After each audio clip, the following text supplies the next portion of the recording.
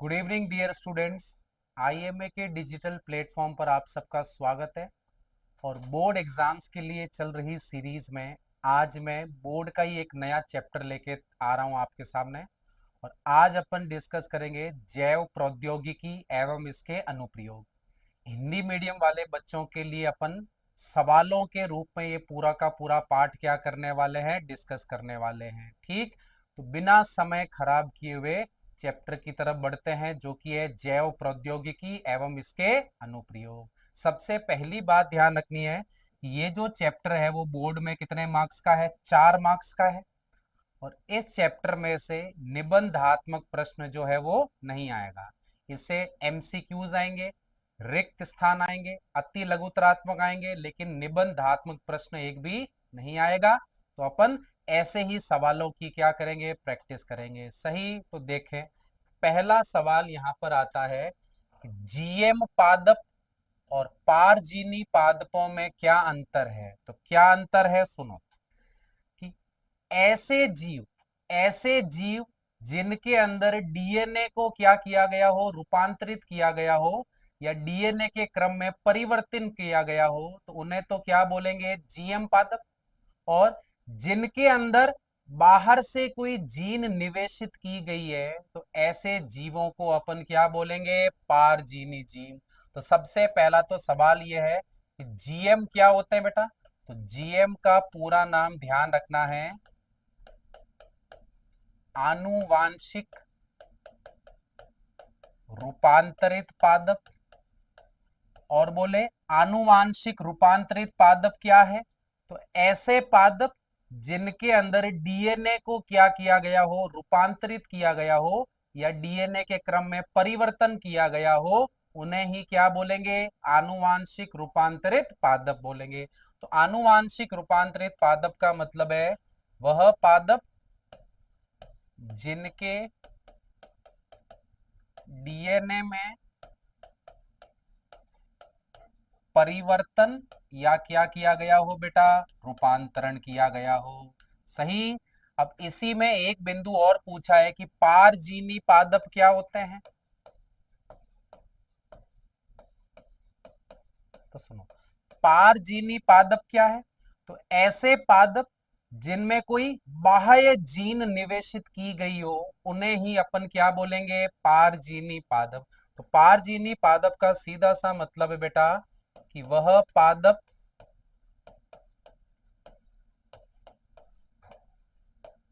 जिनमें कोई बाह्य जीन निवेशित की गई हो, बाहर से कोई जीन निवेशित की जाती है, तो उन्हें ही क्या बोलेंगे? पारजीनी पादप। सही। बढ़ते हैं अगले प्रश्न की तरफ।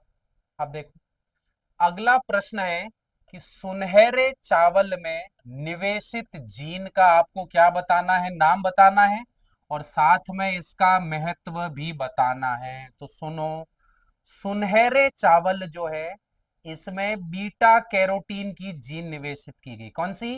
बीटा कैरोटीन की जीन निवेशित की गई, जिनसे इन चावलों में विटामिन ए की मात्रा क्या हो गई? बढ़ गई। तो कौन सी जीन निवेशित की गई? बीटा कैरोटीन की। और महत्व क्या है कि इस वजह से इन चावलों में विटामिन ए की मात्रा क्या हो गई? बढ़ गई। तो बोले कौन सी जीन? तो सीधा सा ध्यान रखना है आपको कि सुनहरे चावल में जो है बीटा कैरोटीन की, बीटा कैरोटीन की जीन क्या की गई? निवेशित की गई, जिस वजह से सुनहरे चावल जो है बेटा, इसके अंदर विटामिन ए की, विटामिन ए की मात्रा में क्या हो गई? बढ़ोतरी हो गई। यानी इन चावलों में विटामिन ए की मात्रा क्या हो गई? बढ़ गई। अब बोले इससे क्या फायदा? तो सुनो, विटामिन ए की कमी से बीमारी होती है रतौंधी, और इन चावलों में विटामिन ए की मात्रा ज्यादा है, तो ये रतौंधी के उपचार में जो है वो क्या होते हैं? सहायक होते हैं। सही। बढ़ते हैं अगले सवाल की तरफ। अब अगला सवाल है कि बीटी कपास में बीटी का क्या तात्पर्य है। तो सुनो, बीटी कपास जो है,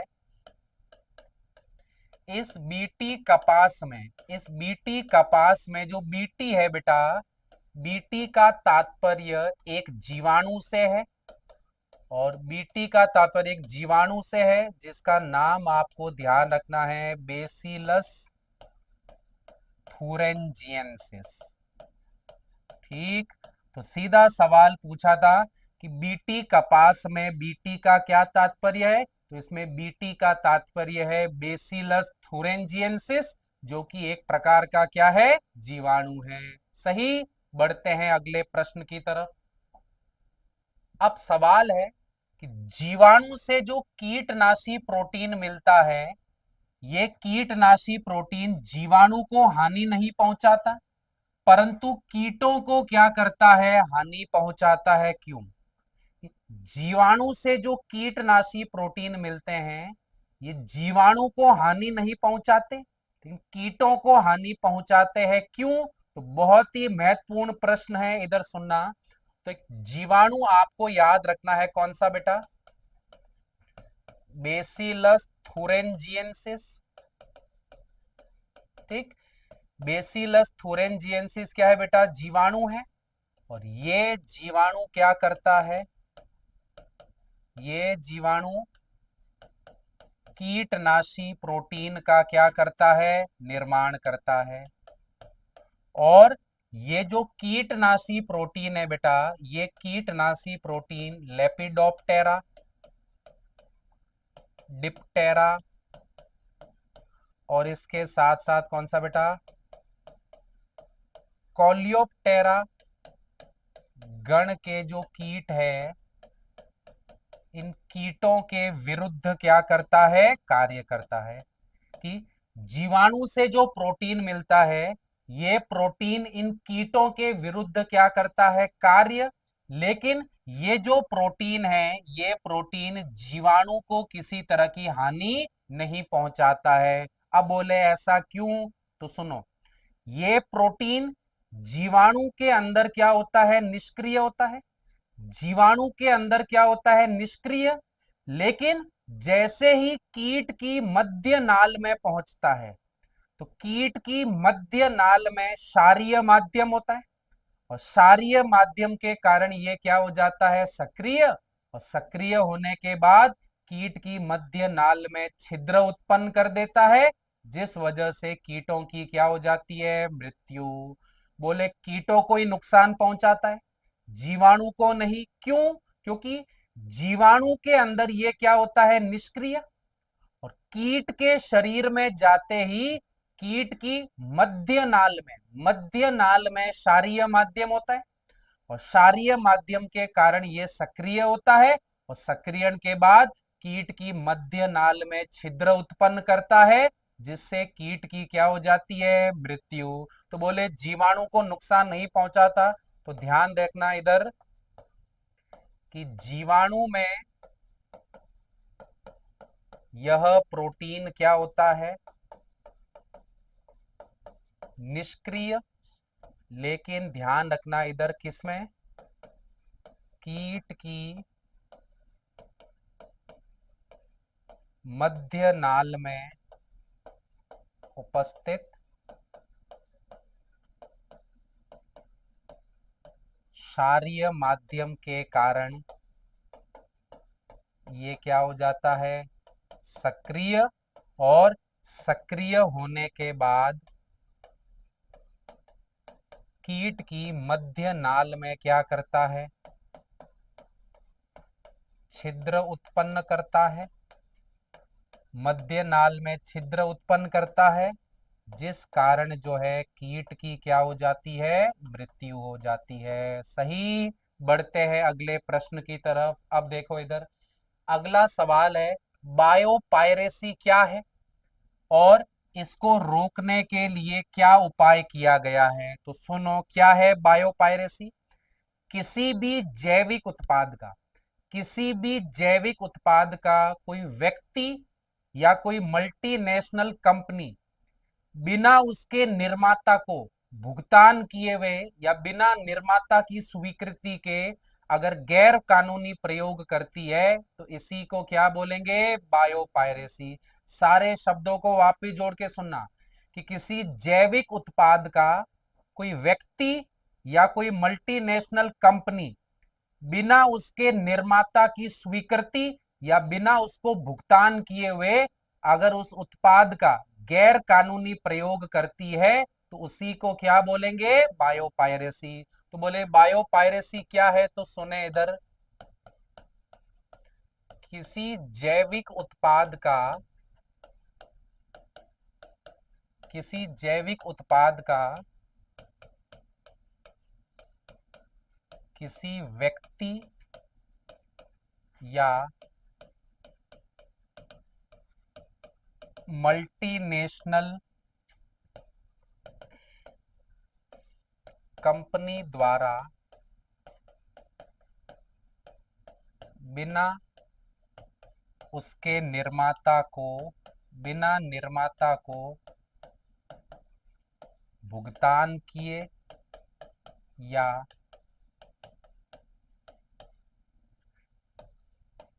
बिना निर्माता की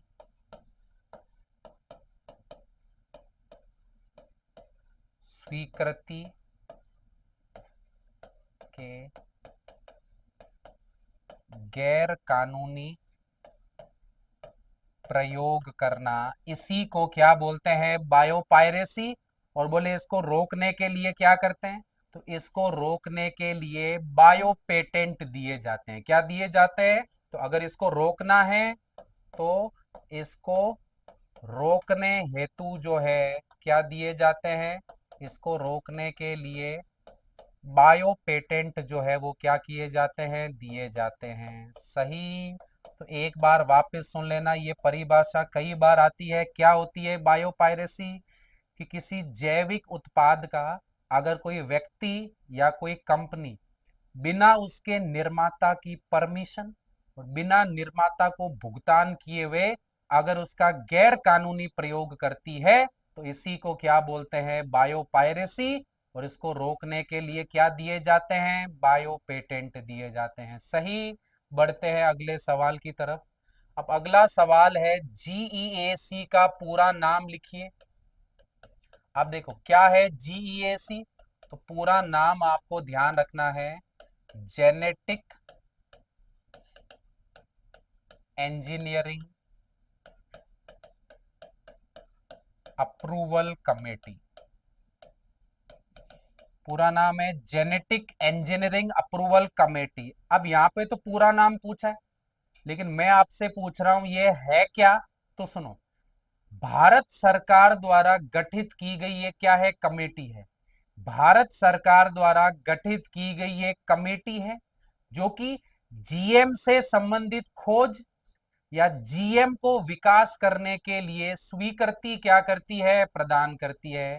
कि अगर आपको जीएम से संबंधित कोई खोज करनी है या किसी जीएम पादप या जंतु का विकास करना है तो इसके लिए आपको एक कमेटी से स्वीकृति लेनी पड़ेगी और उस कमेटी को ही क्या बोलेंगे? जीईएसी। तो बोले क्या है? भारत सरकार द्वारा गठित की गई एक कमेटी है जो जीएम से संबंधित खोज और जीएम को विकास करने के लिए स्वीकृति क्या करती है? प्रदान करती है। तो क्या है ये एक तरह की? तो सुनो इधर, ये जो है भारत सरकार द्वारा गठित क्या है? कमेटी है जो जीएम से संबंधित खोज एवं जीएम के विकास हेतु जो है वो स्वीकृति क्या करती है? प्रदान करती है। सही। बढ़ते हैं अगले सवाल की तरफ। तो देखो इधर, अब अगला सवाल है, रोजी गाय में कौन सी जीन निवेशित की गई? और आपको बताना है इसका महत्व क्या है। बहुत ही बढ़िया सवाल। देखो, तो रोजी गाय जो है, इसमें एल्फा लेक्ट एल्ब्यूमिन की जीन निवेशित की गई। एल्फा लेक्ट एल्ब्यूमिन की जीन निवेशित की गई, और इस जीन को निवेशित करने के कारण इस गाय के दुग्ध में 2.4 ग्राम प्रति लीटर प्रोटीन की मात्रा क्या हो गई, बढ़ गई। तो दो बातें याद रखनी है। कौन सी जीन? एल्फा लेक्ट एल्ब्यूमिन की जीन। और इस जीन को निवेशित करने से हुआ क्या कि गाय के दुग्ध में जो है प्रोटीन की मात्रा 2.4 ग्राम प्रति लीटर क्या हो गई, बढ़ गई। तो ध्यान से सुने कि जो रोजी गाय है, इस रोजी गाय में कौन सी? Alpha lactalbumin, alpha lactalbumin protein की जीन क्या हो गई, जीन निवेशित की गई। अब बोले इससे हुआ क्या? तो इससे जो है दुग्ध में प्रोटीन की जो मात्रा है, ये 2.4 ग्राम प्रति लीटर जो है वो क्या हो गई, अतिरिक्त हो गई। सही। अब बढ़ते हैं अगले सवाल की तरफ। देखो इधर, अब अगला सवाल है, एससीआईडी का पूरा नाम लिखिए। तो देखो इधर, एससीआईडी का पूरा नाम क्या है? तो देखो, ये एक रोग है, और इसका पूरा नाम आपको ध्यान रखना है, severe combined immuno deficiency disorder. तो बोले एससीआईडी का पूरा नाम क्या है? Severe combined immuno deficiency disorder. ये तो हो गया पूरा नाम।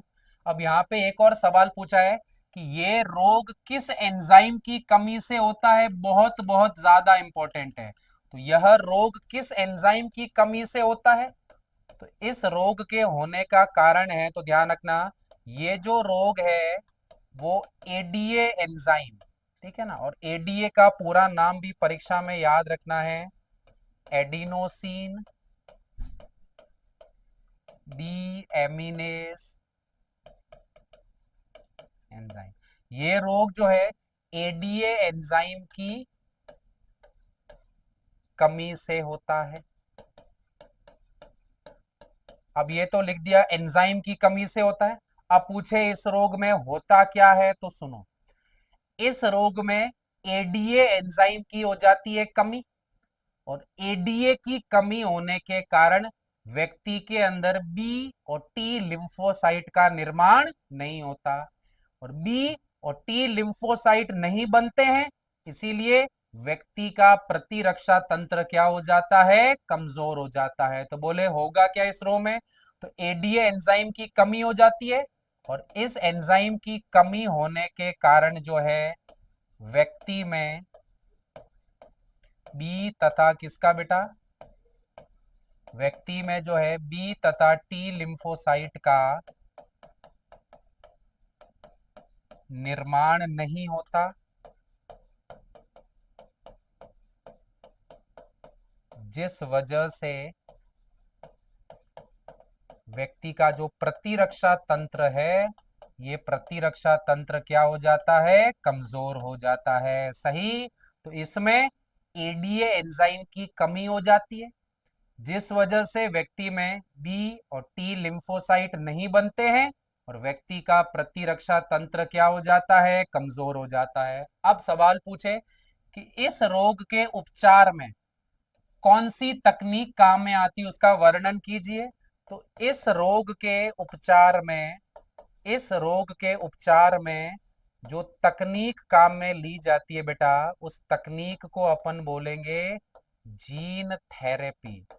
कौन सी तकनीक है? जीन थेरेपी, या इस तकनीक को अपन जीन चिकित्सा भी बोलते हैं।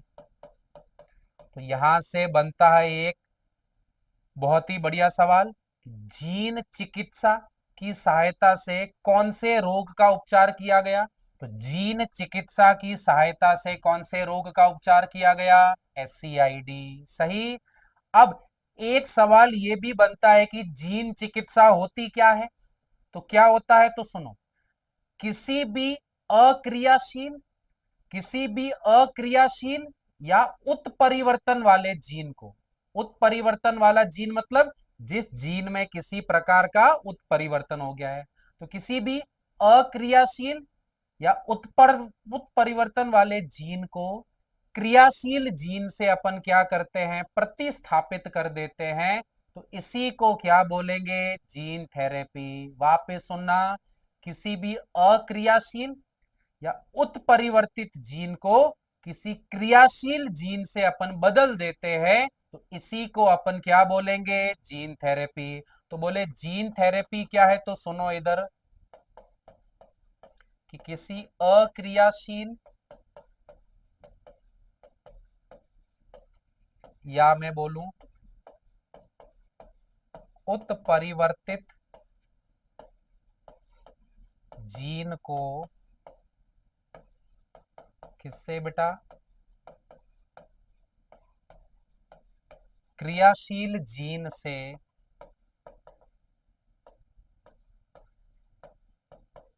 प्रतिस्थापित कर देना, यानी अक्रियाशील जीन को क्रियाशील जीन से बदल देना, इसी को क्या बोलते हैं? Gene therapy. अब समझते हैं जीन थेरेपी की सहायता से इस बीमारी का इलाज कैसे किया। तो देखो कैसे किया, तो ध्यान से सुना। सबसे पहले क्या किया कि जो व्यक्ति है, अब व्यक्ति भी कौन सा? जो संक्रमित है। तो क्या किया? संक्रमित व्यक्ति के शरीर से अपन ने लिम्फोसाइट का क्या किया? पृथक्करण किया। कि संक्रमित व्यक्ति जो है, इस संक्रमित व्यक्ति के शरीर से अपन ने लिम्फोसाइट को क्या किया? बाहर निकाला। तो ये संक्रमित व्यक्ति के क्या है बेटा? लिम्फोसाइट है। और तो संक्रमित व्यक्ति के शरीर से लिम्फोसाइट को बाहर निकाला, और पृथक्करण के साथ साथ जो है इन लिम्फोसाइट का अपन ने क्या किया? संवर्धन भी किया। यानी कृत्रिम माध्यम पे इनकी क्या करवाई? वृद्धि। पहला काम क्या किया? संक्रमित व्यक्ति के शरीर से लिम्फोसाइट को बाहर निकाला, और इन लिम्फोसाइट को कृत्रिम माध्यम में क्या करवाया? संवर्धित करवाया। फिर ये जो लिम्फोसाइट है, मैंने क्या किया? cDNA लिया, और cDNA को मैंने किसके साथ जोड़ा? क्लोनिंग वाहक के साथ। अब बोले यहां पर क्लोनिंग वाहक कौन सा लेंगे? तो यहां पर क्लोनिंग वाहक के रूप में किसको लिया जाएगा? रेट्रोवायरस को। तो क्या किया मैंने? cDNA लिया, और cDNA को किसके साथ जोड़ा? क्लोनिंग वाहक के साथ। अब सवाल है cDNA क्या होता है? तो इधर देखो कि cDNA क्या है बेटा? तो cDNA जो है बेटा, ये क्या करता है? एडीए एंजाइम को क्या करता है? कोड करता है। कि जो एडीए एंजाइम को कोड करता है उसे ही क्या बोलेंगे? cDNA। तो क्या किया? एडीए एंजाइम का निर्माण करने वाले cDNA को लिया, और इस cDNA को क्लोनिंग वाहक के साथ जोड़कर संक्रमित व्यक्ति के लिम्फोसाइट में क्या कर देंगे? निवेशित कर देंगे। अब देखो, अब इस व्यक्ति के लिम्फोसाइट में भी कौन आ गया? cDNA। अब और cDNA निवेशित करने के बाद ये जो लिम्फोसाइट है, इन्हें अपन क्या करेंगे? पुनः पुनः संक्रमित व्यक्ति के शरीर में अपन क्या कर देंगे? निवेशित कर देंगे। क्लियर है? तो इधर देखो कैसे इसको ठीक किया कि संक्रमित व्यक्ति के शरीर से लिम्फोसाइट निकाले, इन लिम्फोसाइट में वाहक की सहायता से cDNA को निवेशित किया। अब बोले cDNA को ही क्यों? क्योंकि सी डीएनए ही एडीए एंजाइम का क्या करता है, निर्माण करता है। फिर सी डीएनए निवेशित करने के बाद इन लिम्फोसाइट को वापस रोगी व्यक्ति के शरीर में क्या कर देते हैं, निवेशित।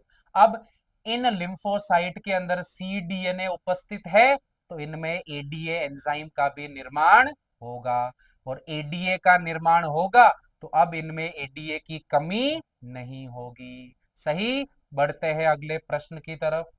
अब देखो, अगला सवाल है कि जैव प्रौद्योगिकी से निर्मित इंसुलिन के निर्माण को समझाइए। सवाल यह है कि बायोटेक्नोलॉजी की सहायता से जो इंसुलिन बनाया गया है उस इंसुलिन के निर्माण को समझाना है। तो कैसे बनाया, तो ध्यान से सुनना इधर कि एक अमेरिकी कंपनी है बेटा, एक अमेरिकी कंपनी है और इसका नाम आपको ध्यान रखना है एली लिली। कौन सी कंपनी है, एली लिली। और एली लिली कंपनी जो है बेटा, इन्होंने आनुवांशिक अभियांत्रिक इंसुलिन का क्या किया, निर्माण। आनुवांशिक अभियांत्रिक इंसुलिन मतलब इन्होंने जैव प्रौद्योगिकी की सहायता से इंसुलिन का क्या किया, निर्माण किया। और जैव प्रौद्योगिकी की सहायता से जो इंसुलिन बनाया उस इंसुलिन को ही क्या बोलते हैं, यूम्यूलिन कहते हैं। उस इंसुलिन को क्या कह लेते हैं, यूम्यूलिन। और इंसुलिन बनाने के लिए इन्होंने जो जीव काम में लिया वो जीव कौन सा काम में लिया, ई कोलाई। जीव कौन सा काम में लिया, ई कोलाई। तो अगर आपको क्वेश्चन पूछे कि आनुवांशिक अभियांत्रिकी से इंसुलिन का निर्माण कौन सी कंपनी ने किया, एली लिली ने। और इन्होंने कौन सा जीव काम में लिया, ई कोलाई। अब सवाल पूछा है कि इंसुलिन कैसे बनाया। तो सबसे पहले तो हमें जो है इंसुलिन की संरचना ध्यान होनी चाहिए। तो सुनो, अगर मैं इंसुलिन की बात करूं तो इंसुलिन के अंदर दो प्रोटीन श्रृंखलाएं होती है। पहली जो प्रोटीन श्रृंखला है उसको बोलेंगे ए पेप्टाइड, और दूसरी जो श्रृंखला है इसे क्या बोलेंगे, ई पेप्टाइड। और ये दोनों श्रृंखलाएं डाई सल्फाइड बंध द्वारा क्या होती है, जुड़ी होती है। तो पहले तो संरचना समझते हैं, फिर बात करेंगे बनाया कैसे। तो संरचना क्या है कि इंसुलिन के अंदर दो श्रृंखलाएं होती है और ये दोनों प्रोटीन श्रृंखलाएं डाई सल्फाइड बंध द्वारा क्या होती है, जुड़ी होती है। सही। अब ये इंसुलिन बनाया कैसे, तो सुनो, जो ए पेप्टाइड और जो बी पेप्टाइड है, इन ए और बी पेप्टाइड का निर्माण करने वाली जीन को क्या किया, पृथक किया। ए और बी पेप्टाइड का निर्माण करने वाली जीन को क्या किया, पृथक किया। और इन दोनों जीन को क्लोनिंग वाहक के साथ क्या कर दिया, जोड़ दिया। तो इंसुलिन कैसे बनाया, तो ध्यान से सुनो इधर। तो इन्होंने क्या किया,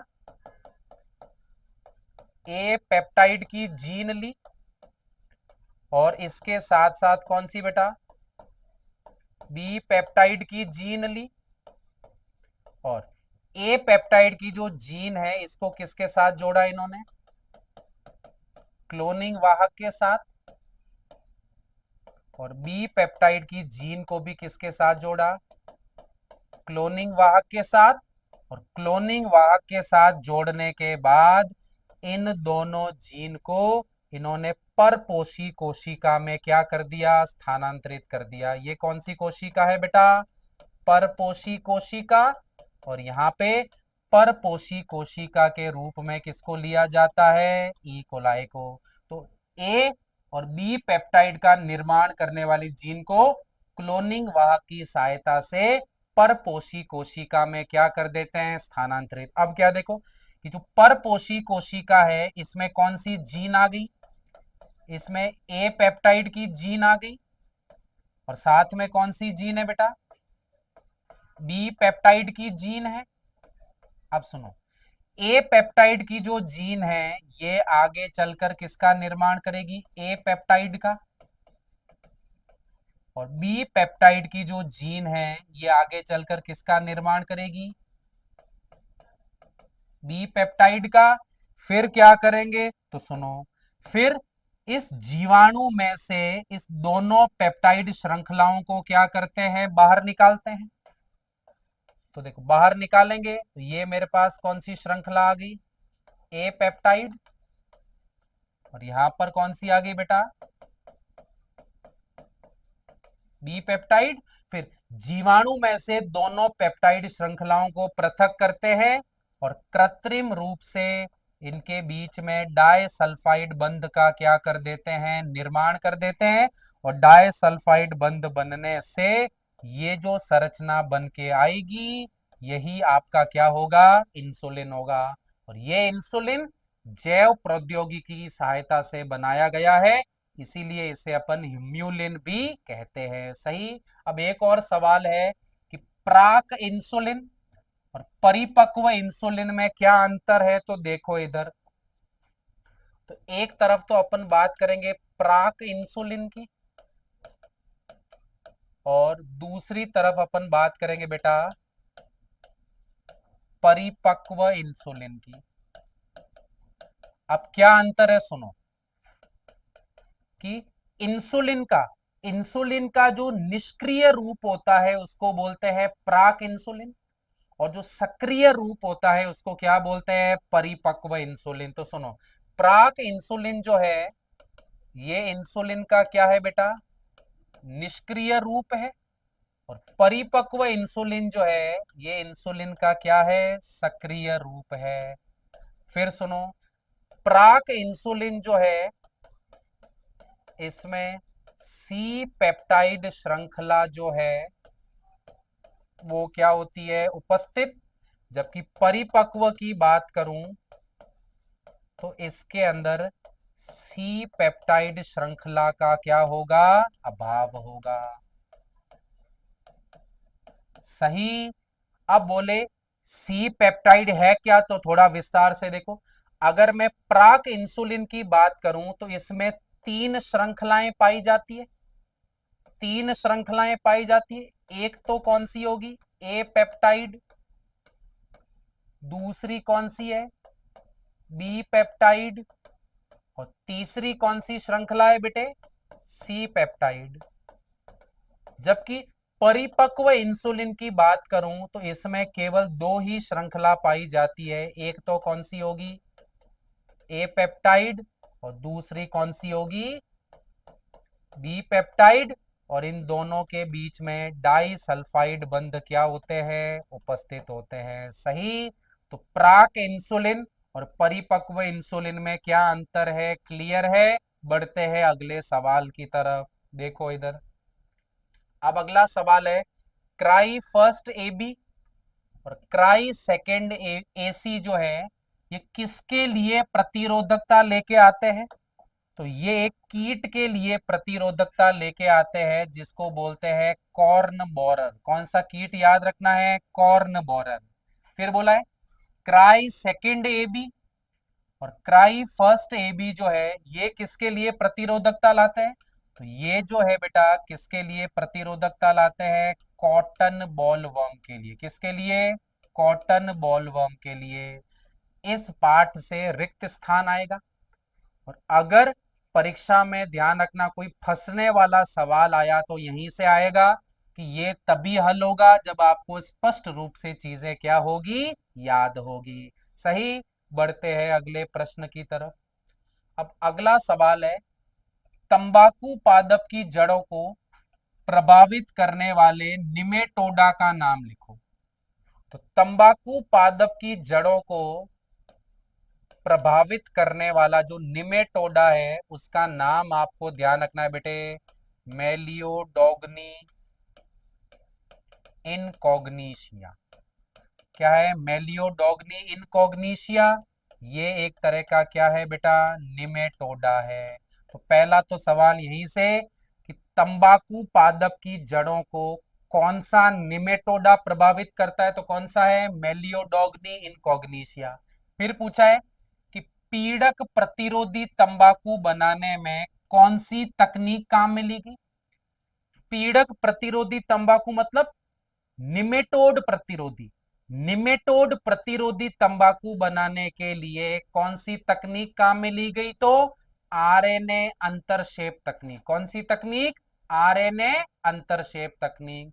तो दूसरा सवाल यह है कि पीड़क, या मैं बोलूंगा बेटे निमेटोडा प्रतिरोधी तंबाकू निर्माण में, तंबाकू निर्माण में कौन सी तकनीक काम में ली गई? तो इसमें जो तकनीक काम में ली गई उसे बोलते हैं आरएनए अंतरशेप। ठीक है, इसी को ही अपन क्या बोलेंगे बेटा? सेंस प्रतिसेंस तकनीक। ठीक, और इसी को ही शॉर्ट में अपन क्या लिखते हैं? आरएनएआई। पहले तो तकनीक नाम का याद होना चाहिए कि निमेटोडा प्रतिरोधी तंबाकू बनाने में कौन सी तकनीक? आरएनए अंतरशेप तकनीक। अब सवाल यह है कि इस तकनीक से इन पौधों का विकास कैसे किया गया? अगला सवाल क्या पूछा है कि पीड़क प्रतिरोधी तंबाकू जो है इनके निर्माण को समझाइए। यानी इस तकनीक की सहायता से निमेटोड प्रतिरोधी पादप कैसे बनाएं? तो कैसे बनाएं? तो सुनो इधर, इस तकनीक की परिभाषा भी दे दूंगा और साथ साथ ये भी बता दूंगा पादप भी कैसे बनाएं। तो सबसे पहले तो अपन ये समझते हैं कि ये निमेटोड तंबाकू को प्रभावित कैसे करता है। तो सुनो, सबसे पहले निमेटोड जब संक्रमण फैलाता है तो संक्रमण के दौरान ये अपने जीन को तंबाकू पादप में क्या करता है? निवेशित करता है। तो ध्यान रखना इधर, संक्रमण के दौरान क्या होगा बेटा? संक्रमण के दौरान जो है निमेटोडा की जीन जो है वो तंबाकू पादप में जो है वो प्रवेश करती है। तो देखो, ये निमेटोडा की जीन हो गई और ये निमेटोडा की जीन है। तो सुनो, जीन किसका भाग है? डीएनए का। तो निमेटोडा जो है इसकी जीन किसके अंदर आ गई? तंबाकू में। फिर निमेटोडा की ये जो जीन है बेटा, ये जीन आगे चलकर किसका निर्माण करती है? आरएनए का क्या करती है? निर्माण। ये जीन आगे चलकर किसका निर्माण करती है? आरएनए का। और आप मॉलिक्यूलर बायोलॉजी में पढ़ के आते हो, आरएनए जो है वो कैसा होता है? एकल रज्जुकीय होता है। कैसा होता है आरएनए? एकल रज्जुकीय होता है। सही। फिर जो आरएनए है, इस आरएनए से ही किसका निर्माण होता है? आरएनए से ही प्रोटीन का क्या होगा? निर्माण। और ध्यान रखना, जैसे ही प्रोटीन बनेंगे तो प्रोटीन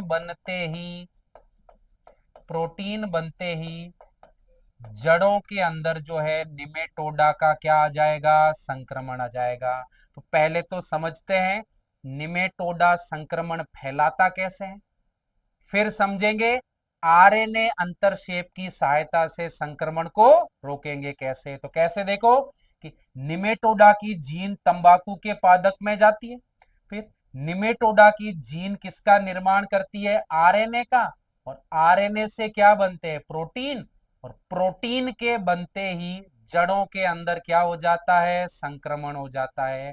अब सुनो, इस संक्रमण को रोकने के लिए कौन सी तकनीक? आरएनए अंतरशेप। अब सुनो, आरएनए अंतरशेप में क्या करेंगे? सुनो, आरएनए जो है ये एकल रज्जुकीय होता है। तो इस तकनीक में क्या करेंगे? इस एकल रज्जुकीय आरएनए को द्विरज्जुकीय बना देंगे। एकल रज्जुकीय आरएनए को द्विरज्जुकीय बना देंगे। और द्विरज्जुकीय आरएनए प्रोटीन का निर्माण नहीं करता है, और द्विरज्जुकीय आरएनए प्रोटीन नहीं बनाएगा तो संक्रमण भी नहीं होगा। तो आरएनए अंतरशेप में करते क्या है? तो सुनो इधर, आरएनए अंतरशेप में क्या किया कि जो देख, निमेटोड का जो आरएनए है, इस निमेटोड के आरएनए को अपन कैसा बना देंगे? द्विरज्जुकीय। निमेटोड का जो आरएनए है, इस निमेटोड के आरएनए को कैसा आरएनए बना देंगे? द्विरज्जुकीय। और जो द्विरज्जुकीय आरएनए जो है, ये द्विरज्जुकीय आरएनए प्रोटीन का निर्माण नहीं करता है। और अगर ये प्रोटीन का निर्माण नहीं करेगा तो तंबाकू की जड़ों के अंदर संक्रमण जो है ये भी नहीं होगा। सही। तो आरएनए अंतरशेप में क्या किया कि जो निमेटोड का जो आरएनए है, इस निमेटोड के आरएनए को कैसा बना दिया, द्विरज्जुकीय। द्विरज्जुकीय आरएनए प्रोटीन का निर्माण नहीं करता है, तो जिस वजह से जड़ों में संक्रमण भी नहीं होगा। अब एक नंबर में कई बार सवाल पूछ लेते हैं, आरएनए अंतरशेप को परिभाषित कीजिए। तो कैसे परिभाषित करेंगे, तो सुनो इधर, आरएनए अंतरशेप को कैसे परिभाषित करेंगे, तो इधर देखें, क्या ध्यान रखना है कि द्विरज्जुकीय आरएनए के निर्माण द्वारा किसी जीन को जो है एमआरएनए के स्तर पर क्या कर देना, साइलेंट कर देना। एमआरएनए के स्तर पर साइलेंट कर देना ही क्या कहलाता है, आरएनए अंतरशेप कहलाता है। सही। अब मैंने शब्द काम में लिया है कि एमआरएनए के स्तर पर साइलेंट कर देना। साइलेंट करने का मतलब है उसकी अभिव्यक्ति या उसमें प्रोटीन निर्माण को क्या कर देना, रोक देना। सही। बढ़ते हैं अगले सवाल की तरफ। अब देखो, अगला सवाल है, आणविक निदान में प्रयुक्त तकनीकों के नाम लिखिए। तो सबसे पहला सवाल तो यही है कि आणविक निदान है क्या, फिर बात करते हैं तकनीकों की। तो क्या है आणविक निदान, तो सुनो, लक्षणों के आने से पहले ही रोग का पता लगाना, या मैं कह सकता हूं जब कोई रोग कारक कम मात्रा में है तो उस समय उसका पता लगाने में जो तकनीकें काम करती है उन्हें ही क्या बोलेंगे, आणविक निदान बोलेंगे। तो आणविक निदान में दो बातें याद रखनी है, ध्यान रखना कि लक्षणों की अभिव्यक्ति से पूर्व रोगों का एक तो पता लगाना, ठीक है, और इसके साथ साथ दूसरा क्या कहा मैंने, निम्न सांद्रता में उपस्थित रोग कारक का क्या लगाना, रोग कारक का पता लगाना। ठीक। इन कामों में जो तकनीकें काम करती है उन्हीं को क्या बोलेंगे, आणविक निदान बोलेंगे। अब यहां पर सवाल पूछा है कौन सी तकनीकें काम करती है, तो ध्यान से सुनना इधर। अगर मैं बात करूं आणविक निदान की, तो आणविक निदान में 4 तकनीकें भाग लेती है। पहली जो तकनीक आपको ध्यान रखनी है वो है पुनर्योजी डीएनए तकनीक। आणविक निदान में जो दूसरी तकनीक ध्यान में रखनी है वो है पीसीआर तकनीक। तीसरी तकनीक जो आपको ध्यान में रखनी है वो है एलाइसा। अब प्यारे बच्चों, एलाइसा का पूरा नाम भी पता होना चाहिए। तो एलाइसा का पूरा नाम क्या है, एंजाइम लिंक्ड इम्यूनो सॉर्बेंट ऐसे। ठीक। और एलाइसा के बाद एक और तकनीक काम करती है, कौन सी, प्रोब। तो सवाल यही था कि आणविक निदान में कौन सी तकनीकें काम करेगी। तो कितनी तकनीकें, 4 तकनीकें आपको ध्यान रखनी है। अब मैं आपके लिए एक सवाल छोड़ के जाता हूं कि जो एलाइसा जो है इसकी सहायता से कौन से रोग का पता लगाया जाता है। और दूसरा एक और सवाल के छोड़ के जा रहा हूं कि प्रोब क्या होते हैं। सही। बढ़ते हैं अगले प्रश्न की तरफ। अब अगला सवाल है, जीएम पादप और पारजीनी जीवों के क्या लिखने हैं, महत्व लिखने हैं। तो इधर देखो, एक तरफ तो मैं लिखूंगा जीएम पादप के महत्व, सही। और एक तरफ अपन लिखेंगे पारजीनी जंतुओं के महत्व। अब यहाँ पे जो जीव लिखा है ना बेटा, इस जीव का मतलब ही जंतु लेना है आपको, समझ गए। तो अब क्या महत्व है सुनो। पहले तो मतलब मैंने पहले सवाल में ही बताया था, ऐसे जीव जिनके अंदर डीएनए के अंदर कोई रूपांतरण किया गया है तो उन्हें तो बोलेंगे जीएम, और जिनमें बाहर से कोई जीन निवेशित की गई है तो उन्हें तो क्या बोलेंगे, पारजीनी। अब सवाल यहां पर पूछा है कि जीएम पादपों के क्या महत्व है। तो पहला महत्व सुनना कि जो जीएम पादप जो होते हैं ये अजैविक प्रतिबलों के लिए क्या होते हैं, सहिष्णु होते हैं। अजैविक प्रतिबलों के लिए क्या होते हैं, सहिष्णु होते हैं। यानी अजैविक कारकों को झेलने की क्षमता इनमें क्या होती है, ज्यादा होती है।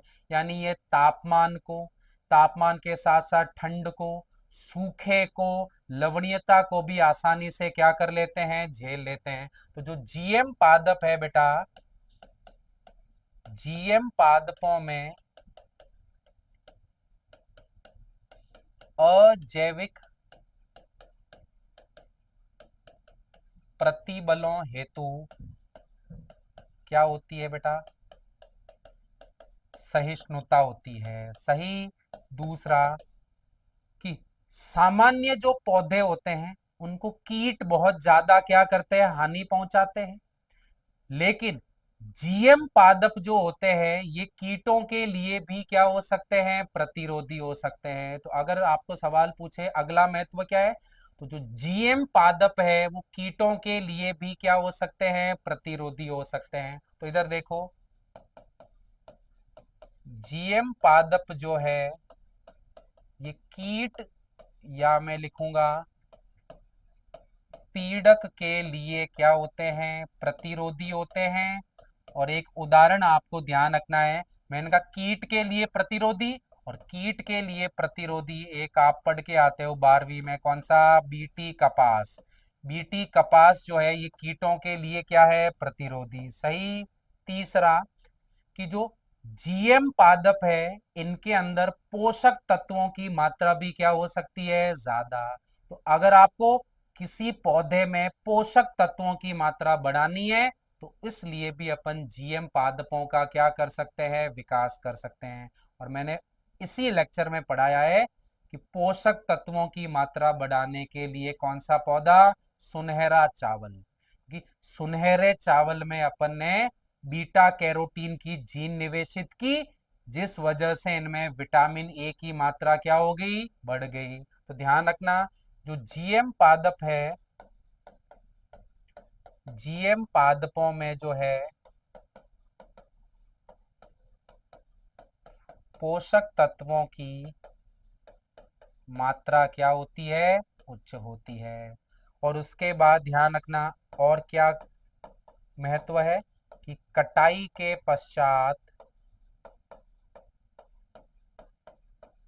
होने वाले कटाई के पश्चात होने वाले नुकसान में क्या आती है, कमी। तो बोले कटाई के पश्चात होने वाले नुकसान में कमी के लिए भी क्या बनाए जाते हैं, जीएम पादप। और कटाई के बाद होने वाले नुकसान में कमी के लिए जो पौधा बनाया गया है वो है फ्लेवर सेवर टमाटर। ये तो हो गए पौधों के महत्व। अब बोले जंतुओं के क्या महत्व है, तो सुनो। सबसे पहला, अगर आपको किसी जीन की वृद्धि और कार्यकी पर क्या प्रभाव है इसका अध्ययन करना है तो इसके अध्ययन के लिए भी कौन से जंतु, पारजीनी जंतु। क्या कहा, किसी जीन का वृद्धि और कार्यकी पर प्रभाव का अध्ययन करने के लिए कौन काम में लिए जाते हैं? पारजीनी जंतु। तो पारजीनी जंतु कहाँ काम में आएंगे बेटा? तो इधर देखो कि किसी जीन का वृद्धि एवं कार्यकी पर प्रभाव के अध्ययन हेतु भी कौन प्रयुक्त किए जाते हैं? पारजीनी जंतु। अगला, पारजीनी जंतु जो है बहुत सारे रोगों के अध्ययन में भी क्या होते हैं? प्रयुक्त होते हैं। तो ध्यान रखना, यह जो है, अब कुछ रोग आपको ध्यान रखने हैं, जैसे कैंसर। कैंसर के साथ साथ आपको ध्यान रखना है एल्जाइमर। एल्जाइमर के साथ साथ सिस्टिक फाइब्रोसिस जैसे रोगों के अध्ययन में भी ये क्या होते हैं? प्रयुक्त होते हैं। ठीक है, अब बढ़ते हैं अगले, कि जो पारजीनी जंतु है, इनकी सहायता से कई तरह के जैविक उत्पाद भी क्या किए जाते हैं? प्राप्त किए जाते हैं। तो अगला ध्यान रखना, ये जो जंतु है ये जैविक उत्पादों की प्राप्ति में भी क्या होते हैं? प्रयुक्त होते हैं। अब बोले जैविक उत्पाद कौन से? तो आपको दो ध्यान रखने हैं, ध्यान से सुनना। एक तो अपन ने डिस्कस कर लिया है रोजी गाय, याद करो। रोजी गाय में अल्फा लेक्ट एल्ब्यूमिन की जीन निवेशित की गई, जिससे इस गाय के दुग्ध में 2.4 ग्राम प्रति लीटर प्रोटीन की मात्रा क्या हो गई? बढ़ गई। ठीक। और दूसरा, इसी में आपको ध्यान रखना है ट्रेसी भेड़। अब सुनना, ट्रेसी भेड़ जो है इसमें एल्फा एंटीट्रिप्सिन की जीन निवेशित की गई, और एल्फा एंटीट्रिप्सिन की जीन निवेशित करने से ये जो भेड़ है, ध्यान रखना, ये एम्फाइसीमा के उपचार में क्या है? सहायक है। ध्यान रखना, एम्फाइसीमा के उपचार में एल्फा एंटीट्रिप्सिन प्रयुक्त होता है, और इस एल्फा एंटीट्रिप्सिन की जो जीन है वो किसमें निवेशित की गई? ट्रेसी भेड़ में। क्लियर है? अब चौथा प्रयोग याद रखें, देखें इधर, कि अगर लेबोरेटरी में किसी तरह की कोई ड्रग बनाई जाती है, या कोई वैक्सीन बनाई जाती है, या कोई टॉक्सिक पदार्थ बनाया जाता है, तो इन सभी के परीक्षण हेतु क्या प्रयुक्त किए जाते हैं? पारजीनी जंतु। तो अगला महत्व क्या है कि किसी औषधि, किसी टॉक्सिक पदार्थ या किसी टीके के परीक्षण हेतु भी कौन प्रयुक्त किए जाएंगे? पारजीनी जंतु। तो पारजीनी जंतु जो है, इधर देखो, कि किसी औषधि, औषधि के साथ साथ टीके, और टीके के साथ साथ ध्यान रखना